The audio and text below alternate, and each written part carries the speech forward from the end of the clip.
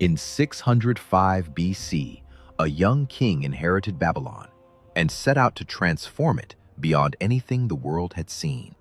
Babylon was powerful again, but to its new king, power was not enough. He wanted immortality in brick.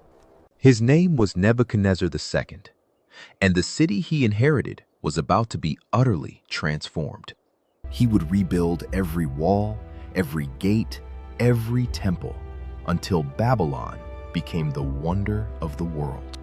But the Bible tells of a darker turn, a king whose pride grew until he believed no power stood above him. It tells of a fall no one could have imagined. 7 years in the wilderness, eating grass like an ox, his hair matted like eagle feathers, his nails curved into claws. The world's greatest king reduced to an animal. For centuries, historians dismissed it as legend. Then the clay tablets began to whisper something strange. This is the story of a city they called a myth, the king who rebuilt it, and a 7-year fall history cannot verify. Before Babylon was Babylon, it was a village, a cluster of mud huts on the Euphrates, founded around 2300 BC. Mesopotamia was already ancient. Sumerians had pioneered writing, wheeled transport, and the first great cities. Babylon was a latecomer to civilization, but it had something the older cities had lost: ambition. Under a king named Hammurabi, the minor town became an imperial capital that ruled all of Mesopotamia.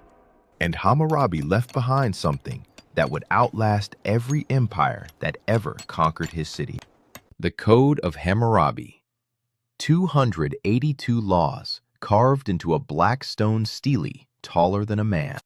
If a builder builds a house, and the house collapses and kills its owner, the builder shall be put to death.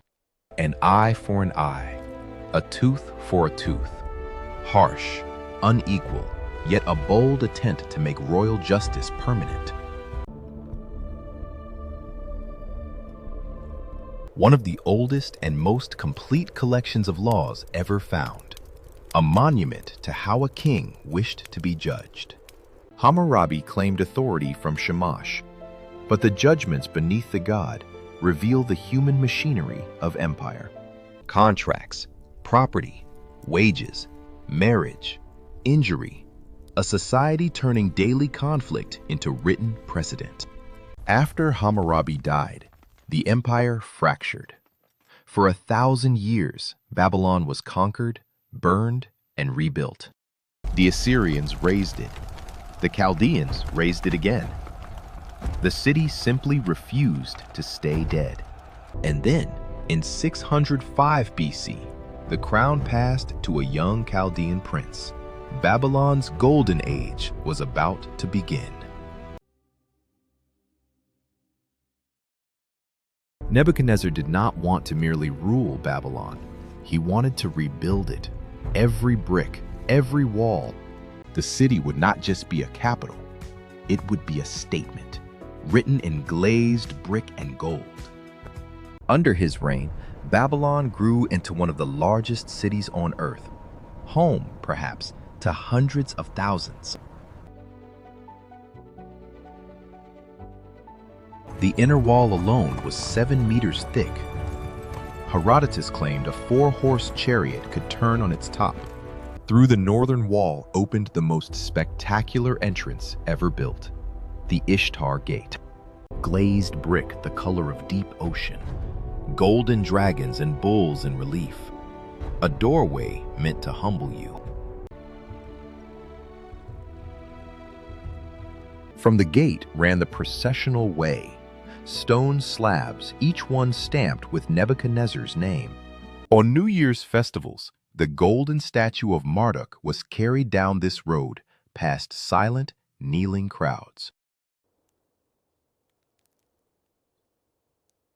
And at the road's end rose the Etemenanki, the foundation of heaven and earth.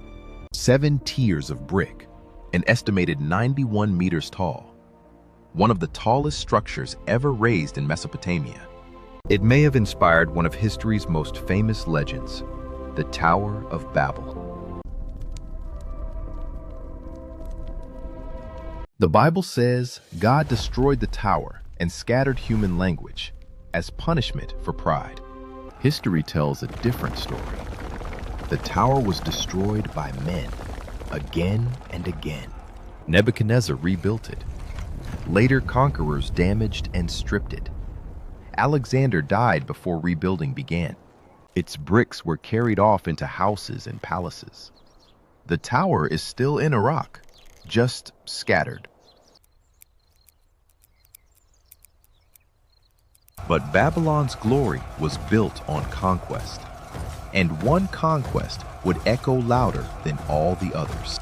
In 587 BC, after a long rebellion, Nebuchadnezzar's army surrounded a small hilltop city in the west, a stubborn hilltop city that had defied him twice. Its name was Jerusalem. The city fell, the Temple of Solomon burned, and thousands of its people were marched east in chains. They walked 700 miles to the Euphrates. Historians call it the Babylonian captivity. By the rivers of Babylon, the exiles sat and wept. Their grief survives in one of history's most haunting songs. Exile transformed their faith.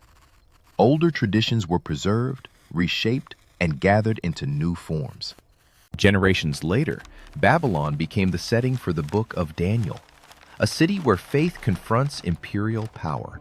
That is why, for more than 2,000 years, Babylon has been the Bible's great symbol of pride and corruption.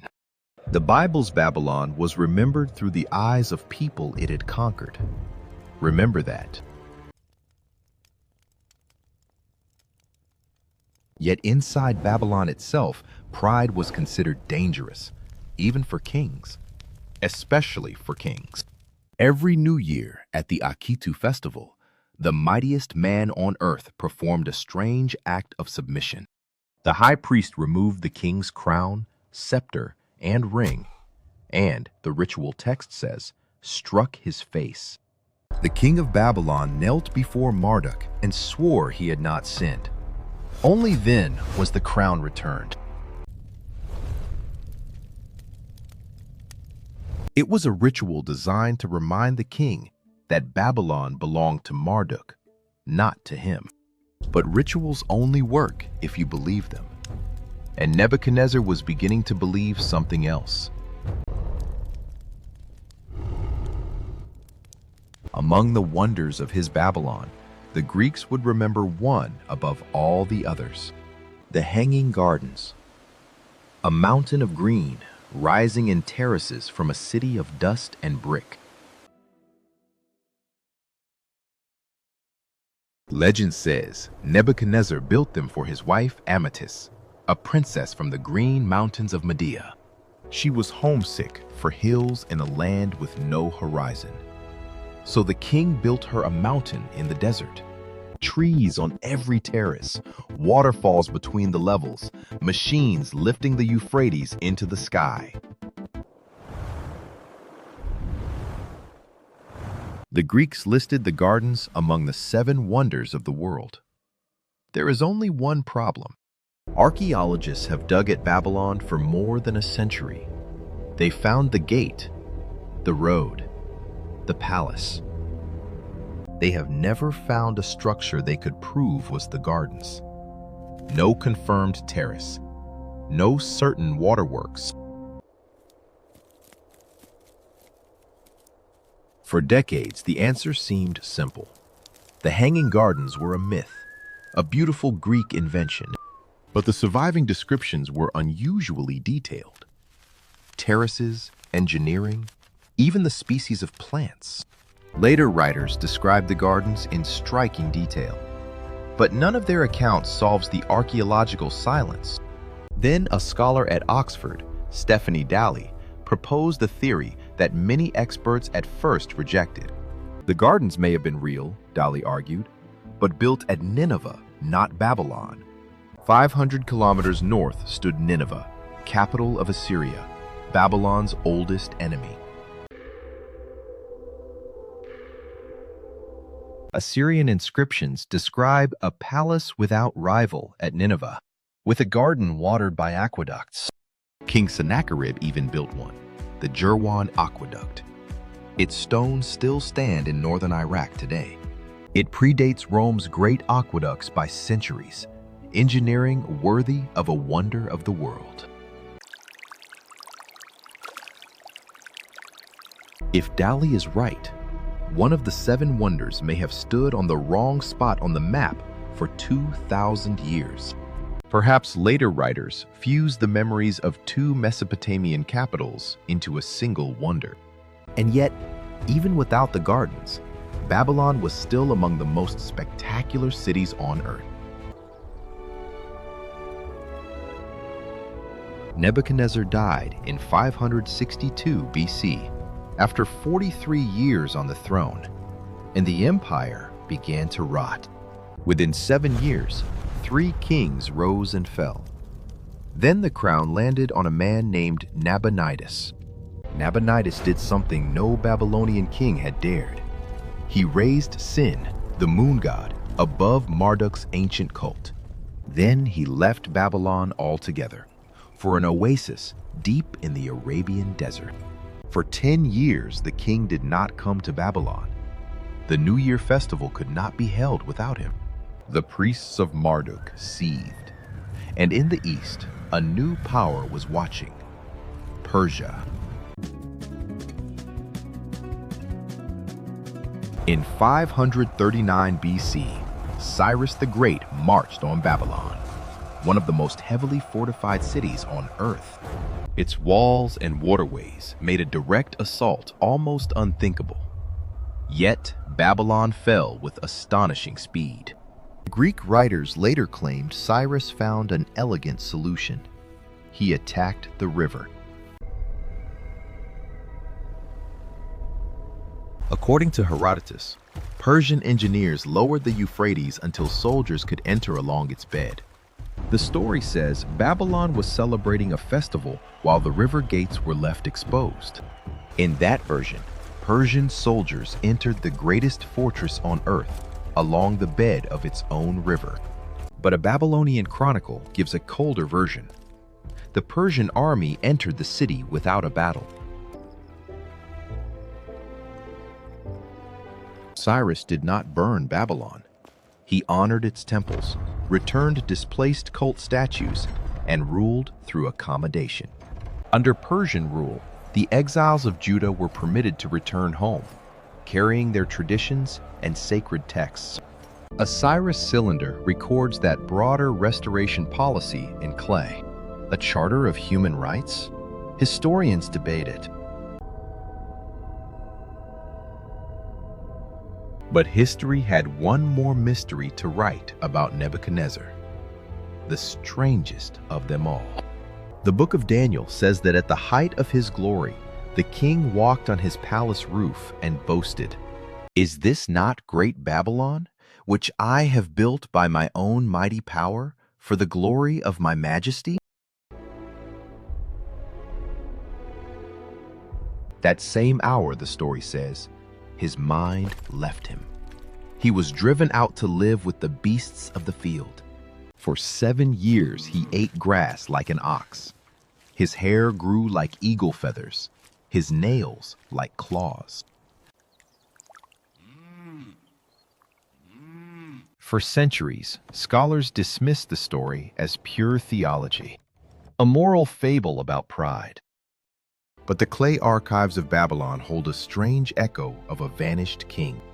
The records show a later king, Nabonidus, who left Babylon and lived at the Tema oasis for roughly a decade. And among the Dead Sea Scrolls lies a fragment called the Prayer of Nabonidus. It describes a Babylonian king afflicted for 7 years, far from his city. until divine healing restored him. Some scholars believe Daniel's story preserves an echo of traditions once told about Nabonidus. One king's absence, another king's name, perhaps two royal memories fused into one unforgettable story. But others are not so sure, because the madness itself is described with unsettling precision. Psychiatry has a name for such delusions: clinical lycanthropy. One rare form, boanthropy, becoming an ox. The comparison is intriguing, but diagnosing a king through an ancient religious text is impossible. Did the most powerful man on earth spend 7 years believing he was an ox? We will never know. The book of Daniel gives the story an ending. After 7 years, the king raised his eyes to heaven. His reason returned. He confessed that he was not a god, only a man, and his throne was restored. Whatever truly happened, the record shows him ruling to the end and dying in the city he had made eternal.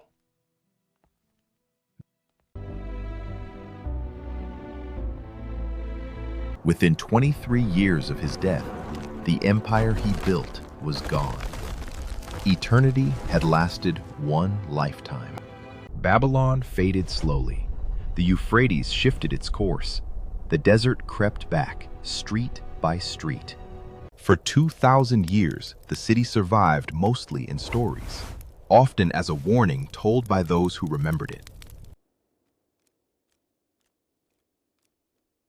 Then, in the 19th century, German archaeologists began to dig. Beneath the sand, the city began to emerge. The walls, the processional way, the Ishtar Gate, its glazed bricks still blue after 25 centuries.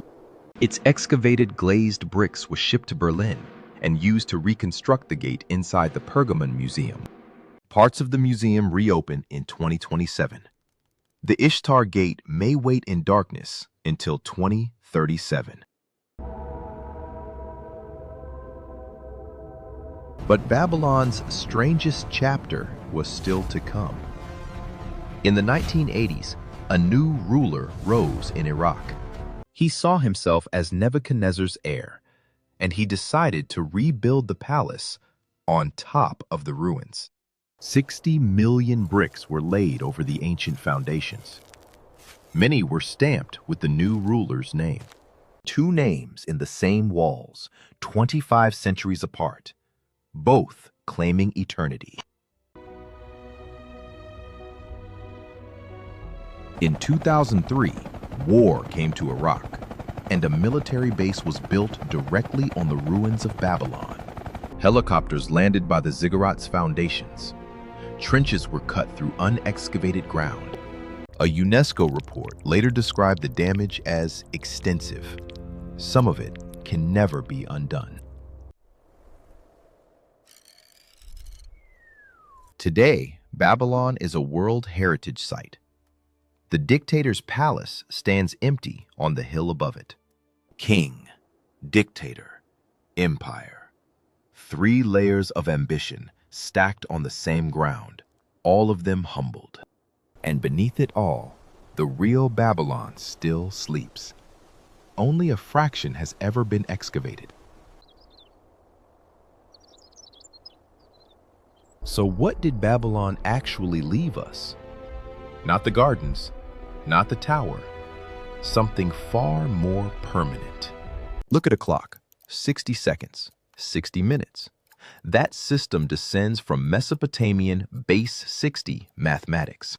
The same mathematical tradition helped shape the 360 degrees of a circle. Every time you check the time, you are reading Babylon. Its astronomers tracked the planets for centuries and learned to predict eclipses with remarkable precision. Its laws made justice something written. Its monumental streets made the city an instrument of power. Babylon is not just a ruin. It is an operating system the world still runs on. and rarely notices. And the king, he got his wish in the end, not as a god, as a name that refuses to die. The bricks still remember. One name from 26 centuries ago, one from 40 years ago, both dust. For more of history's forgotten empires, the ones that built wonders and vanished, subscribe to Echoes of Antiquity. Babylon fell. Its dream did not. We are still living inside it.